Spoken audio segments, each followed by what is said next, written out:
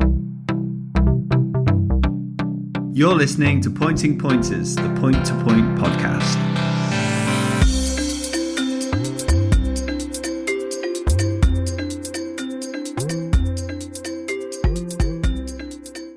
Good evening. Welcome to Pointing Pointers, episode 11, probably, of season 5. I'm Ben Atkins and I'm joined by Sam Davies-Thomas.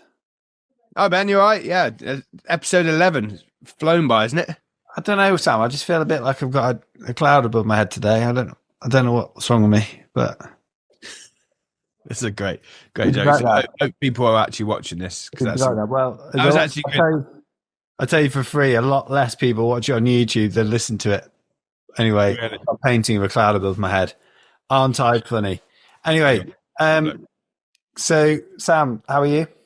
Yeah, I'm very well, thank you, Ben. It's a shame we've missed a bit of racing, really, hasn't it? Under rules and pointing's been kind of hit by the weather, but and this weekend doesn't look any different, does it? To put a gloom on things, but yeah, I'm good. You look a little bit like you're in Tom and Gina Ellis's house. I am actually. I would kill two birds with one stone. Yeah, get fed and do this podcast. Yeah, because you're needy and want me to do it, as and when you want. So yeah, the same time every week. In fact, Sam, we couldn't do it on our normal day. Why was that? Playing tennis. Oh yeah, sorry. Yeah, I've got hobbies, mate. Getting beaten by a 12-year-old does not sound like a hobby to me. We move on. So, Sam, as you said, prospects for Larkhill not looking great at the weekend. What else is on? Where else are we racing? Ampton, yeah, meant to be Sheriff Hutton and Wadebridge, which we'll obviously hear more of later on when we speak with Ryan Chapman. But yeah, no, it looks unlikely. And the rules looks unlikely as well. So yeah, it's just something we've got to put up with at the minute. And hopefully it doesn't backlog too much, and we can get back racing soon. The only big plus for me when hunting's cancelled is thinking I've got a day on the sofa watching the racing, and there's nothing worse than hunting being cancelled because of the weather and the racing also being cancelled. It's just like DIY written all over it, which no one likes today, let's face it. Yeah, but a day off hunting, to be fair, it does give your horses a rest of having to carry you around for the whole day, doesn't it? Yeah, I know what you're saying. So, Sam, did you watch the Taunton Hunter Chase?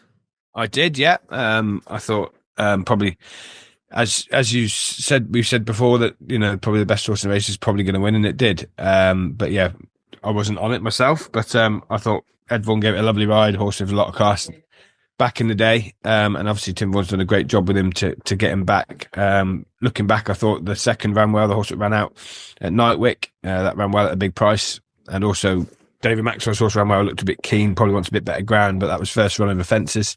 I think there's going to be a lot of improvement in that horse. I was very surprised to see Rewrite the Rules go out again. They've given him a fair hammering at the beginning of the season, to be honest, and I think if they had the time again, they probably shouldn't have run him today. Whoa. You cannot be using words like hammering.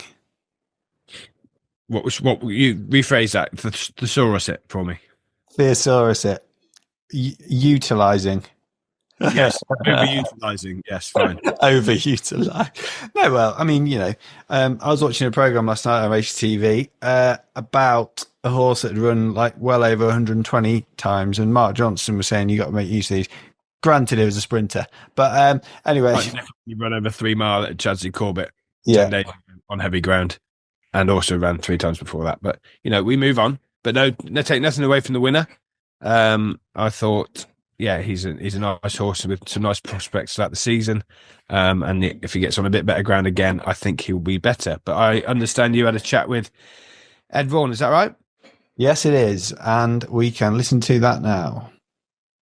Ed Vaughan, you have just, steered probably a bit much, but you've just coasted to victory on Angel's Breath in the Taunton Hunter Chase. That looked like quite a fun spin. Yeah, definitely. It's a change from riding the sort of first time 4-year-olds, that's for sure. Anyway, so look, it's getting the Hunter Chase competition we do on the forum off to a flyer for many, and look, on his back class without a penalty with your 7. In retrospect, it's one of those you look at it and think, well, that was obvious, but did it feel as obvious as it looked on paper? Yeah, I was actually quite pleased with the way he was going round. He travelled a lot sweeter than he did in his point-to-point down in Wadebridge, which we thought he would. And I think probably jumping the last down the back, I give him a squeeze and he came up underneath me. That's kind of when I knew he still had a bit of his old engine left, which we were hoping to see. Yeah, brilliant. And that trainer's not so bad, is he? I mean, he's a bit of a pain to you, I'm sure, but he knows what he's doing. That Tim Vaughan, doesn't he? And yeah, but all jokes aside, it's a great training performance to get a horse like him back to perhaps not his best, but something like his old form. 100%. Look, he's been with Sam Thomas and Nicky Henderson. Those those boys get the most out of a horse any day of the week. And we've tweaked a few things with him. We've changed a bit of a few things with him actually, and he seems to be enjoying life. And it's all come together nicely. And what would be his target? We'll probably see how the season progresses. Look, if we could, qualify him for sort of an Aintree Fox Hunters, I think 2-5 on goodish ground would be right up his street. He jumps for fun. Look, we wouldn't be putting any pressure on the horse, but if we happened to end up in a situation where we were qualified and he was fitting well, I'd imagine we'd go for something like that. Yeah, that's music to my ears. That's exactly what I thought you'd hopefully say. But it looks like something to have in mind, doesn't it? I mean, look, ground-wise, I've just got somewhere in the recesses of my memory and could be completely wrong. I thought he wanted slightly better ground than you got today. It looked quite attritional down there. Is that fair to say, or is he going anything? I came back off in today, and I said better ground, and it'll be a sweeter horse again. Yeah. So I agree with that, and I think just a bit of class kind of got him through there today. Yeah. I think it goes on the soft heavy, but I think better ground will be more in his favour. Brilliant. And Ed, look, in terms of your own season, what are your aims under rules and between the flags? Look, if I could have a spin in that sort of Aintree Fox Hunters, that'd be class. I'd love to ride over those fences. And then pointing, I haven't got any mad aspirations. I just like to get a few winners on the board, get going a little bit. I feel like I've got a few people with a few horses to go to war with a little bit now the next sort of few weeks, and if that all came off, hopefully we can bang in a few winners as well. Yeah, brilliant. Well, look, best luck for the rest of the season, and well done today. Sam, nice to start hearing someone saying about things like the spring. It'd be nice, wouldn't it, to if Angel's Breath and a few of these other nice prospects could get to Aintree in one piece. It's nice to look forward to these spring festivals. Yeah, it's so nice to have them at the end of the season, something to look forward to. And obviously, Ed, he's a young lad, but he's ultra talented in the saddle and very good talker. Obviously knows. I heard someone the other day speaking about his feedback when he gets off a horse, even a maiden at his age. Is it young before his? What's the saying, Ben? Old before his time. That's the one, mate. That's the one. Thank you very much. It's, he's got a head on him, hasn't he? Like, he's got a brain and it goes a long way. He's nice. Obviously, he's tall. Obviously, hopefully his weight doesn't catch up with him too soon, but he is ultra talented in the saddle. And yes, I see he's also got a new connection this year. So he said he's got some outside rides, but I see a connection with Andrew Pennock in East Anglia. Interesting to see how that'll work out with obviously his dad's horses and other horses. But Andrew Pennock has had a few quiet seasons, but if he can keep Ed on side, then I think that will really assist Pennock going forward. But he's had quite a couple of seasons, but be interested to see what he's got, because when he does have the ammunition in East Anglia, he goes well. Yeah, absolutely. So bit of a shout out this week. It's a bit different to normal. I won't give it too much in advance, and you can hear that now. So, as you know, on the podcast, we like to shine a light on something good that's happening in the sport, or something that needs a little bit of your attention, which is exactly what we're doing today under a slightly different guise down at Wadebridge. So I'm joined by Ryan Chapman, who's a big part of the team down there. Ryan, how are you, first of all? Hi, Ben. Yeah, good, thanks. Brilliant. So you're a farrier in real life, Ryan, but as you say, with all these point-to-point committee members, you do various roles. You do a lot of social media stuff and help build the course, I understand. Yeah, we try and keep people updated leading up to sort of the meetings down here at Wadebridge. And, we've got a small team that that build the course down here and basically try and keep it going. Yeah, absolutely. More of that in a moment. But if you live up north like me and you've not managed to get down to Wadebridge yet, what's so good about Wadebridge, Ryan? We're down obviously at the Royal Cornwall Showground here at Wadebridge, and we've got a great big undercover barn that the bookies and all the food and all the stalls can go in, and obviously we've got good toilet facilities and lots of hard standing, so all the lorries and trailers can pull in on. They're not on the grass at all, and it's a pretty good viewing course as well. And lots of people like to come and run their horses there. Oh, well, that's brilliant. And now you mentioned briefly before there's quite a small team, and I understand that you've got a bit of a plea as such. You're looking into your wall and are concerned about future years. Yeah, we're just running on a bit of a sort of skeleton staff here. Probably 6-8 people trying to do the work, and we are struggling a little bit for manpower and support. And I thought I'd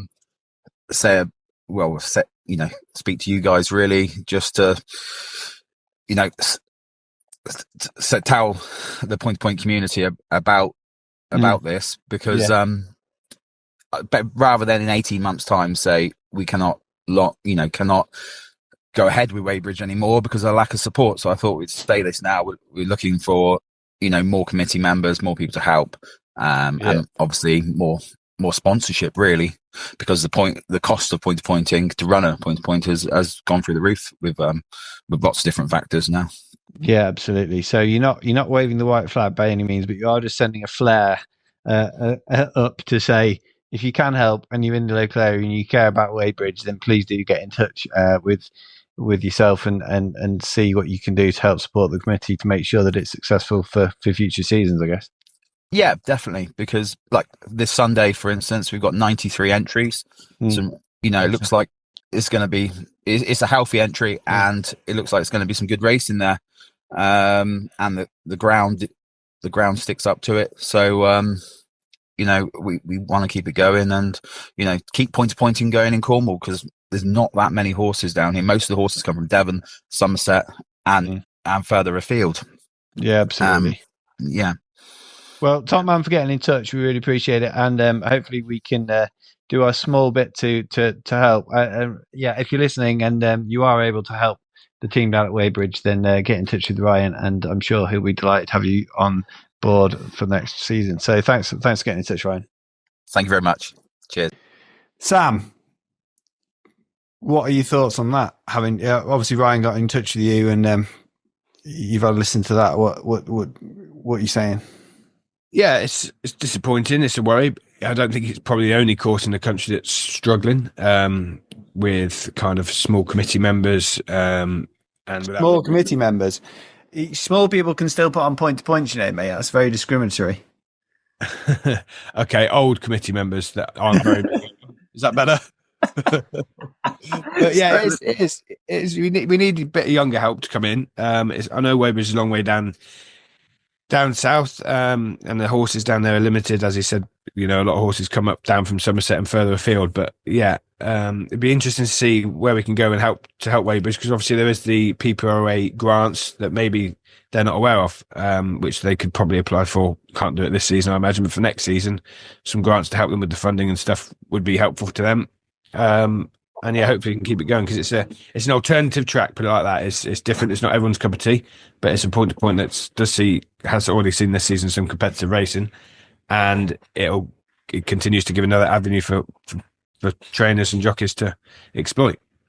What do you think? Well, I was really excited to find out that they had both refreshments and the betting ring indoors. I mean, where do I start? You are a bit wet, aren't you? You would like that. I don't know why, but I just hate, with a capital H, being cold. Like, my brain shuts down more than normal. Can't think. I just want to be warm. It's it's a bad problem. It's maybe because I'm ginger, Sam. It's maybe like a townie, like converted to country, aren't you? No, I've always lived rurally, actually, but just a bit soft. Anyway, a man who is not soft is Fly McIntyre, and it's absolutely outrageous that it's taken us 5 seasons to have him on the podcast. But we managed to do just that, and you can hear me chatting to Fly earlier today. Now, Martin Fly McIntyre, it's been an absolute age of this podcast, and I'm embarrassed to say it's taken us 5 years to get you on, but thanks a lot for coming on. How are you? All good, my man. How are you? Ben, you well? Yeah, I'm really good, thank you. So, as I said at the start of this call, it shows my extreme ignorance that you've been over here so long, I didn't actually realise you're Irish. I've seen you plenty of times, never spoke to you in person, and but you've been over here about 12 years now, right? I have indeed, yeah. Good few years now, yeah. And what yards have you been at in all that time? Well, I first actually came over. I started off back in Ireland. Obviously, I had a good ground in the Bulger. Wow. So that was quite good there to start off with him there, because I never actually sat in a horse until I was 18. Wow. Through my niece, because she wouldn't go to riding classes on her own, so my sister dragged me along, and then I got hooked and blamed them. That's amazing.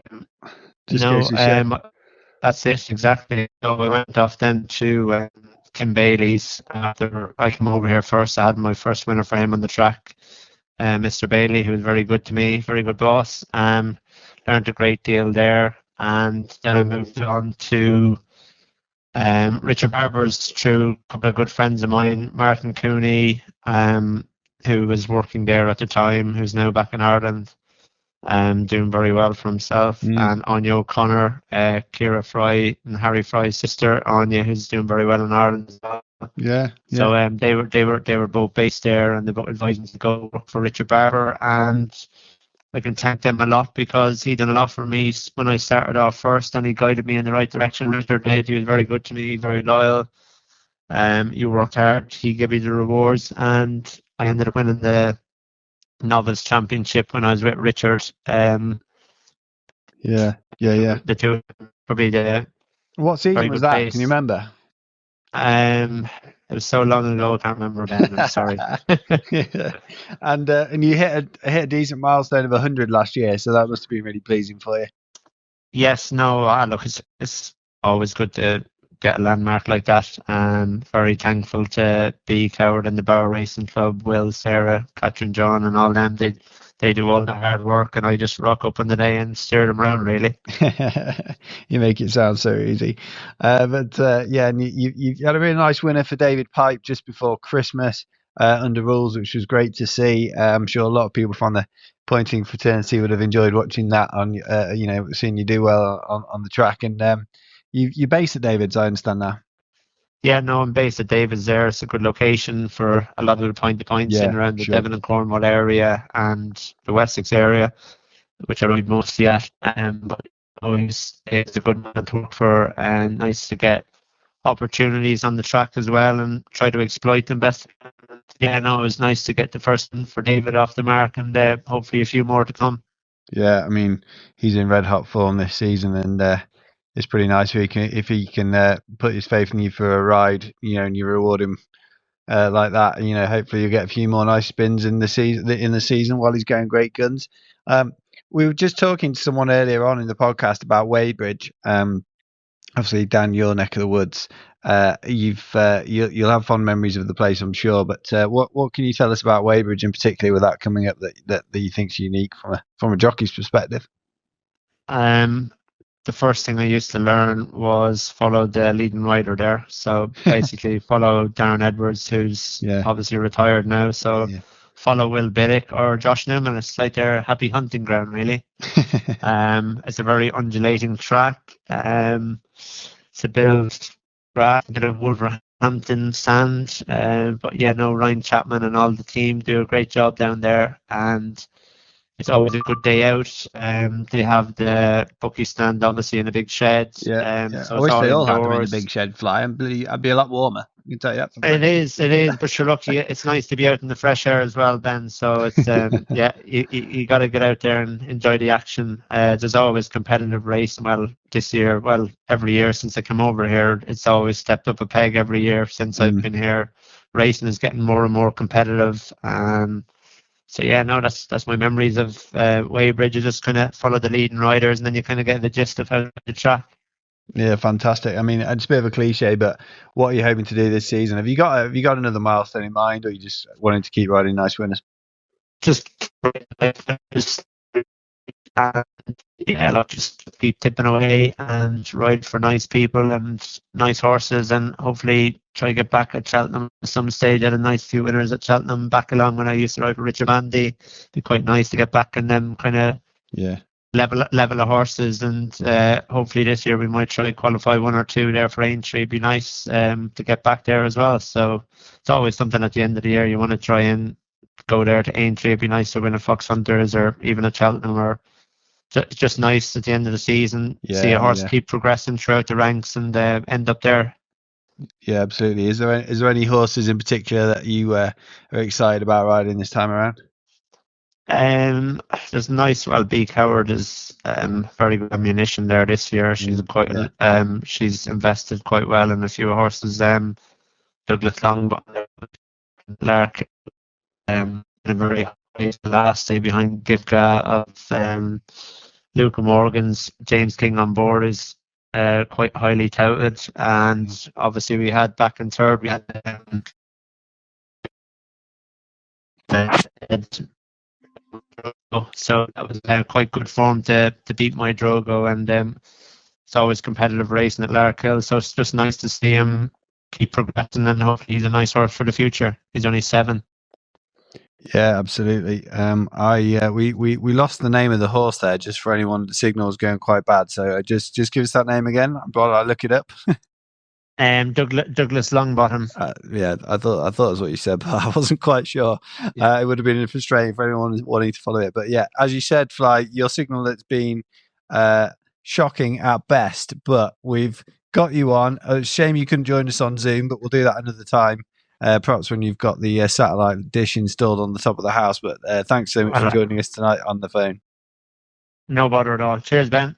Cheers, mate. Thank you. Cheers. Good luck. Sam, did you ride against Fly? I did, yeah, back in the day. Yeah, we had a few good rides together. I rode against him at Cheltenham.